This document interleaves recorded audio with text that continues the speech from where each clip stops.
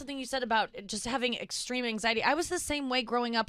Giving class presentations, I would have panic I wouldn't be able to sleep for 3 days before because I was so nervous. And everything in my childhood, if you would have looked at me as a child, you'd be like, that girl will never be a stand-up comedian.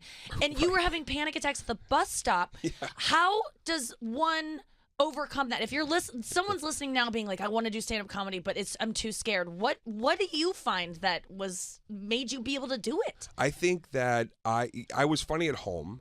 I would get home and I felt like I was safe, so I could do skits or I would do, crank phone calls with my little Radio Shack plug-in. From, I would make my own Jerky Boy type calls. Oh, yeah. And I got a rush off of getting laughs if I would play it for a couple of my friends or my family.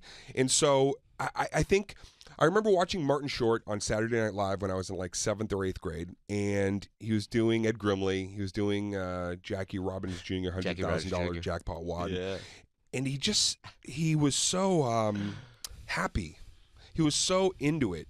And I wanted that really desperately in my life. And so I thought I'm going to try an open mic night. And how that happened was kind of a quick story, interesting. I was in Cambridge, Massachusetts at Catch a Rising Star. I was watching David Cross was doing his own cross comedy with an open mic night. So he'd do sketches and then he'd bring potluck performers up.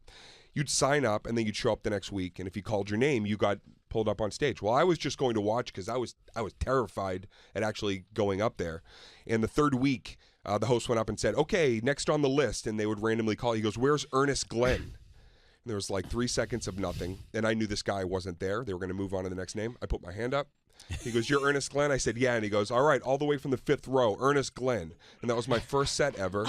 And once I did it and felt the way I did up there, I said, I gotta do it again. Now. I'm Ernest Glenn. Like identity theft, dude. I love it. Old school. What happened the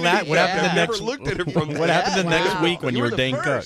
I never found this Ernest Glenn guy either. There was never an Ernest Glenn in Boston comedy, and I would Facebook try to find him from time to time. I want to thank him. You crushed and you couldn't go by your regular name, and then that guy's just sitting somewhere going, Ernest Glenn's HBO special. What the fuck? Ernest Glenn is saying he's Dane Cook somewhere. Yeah.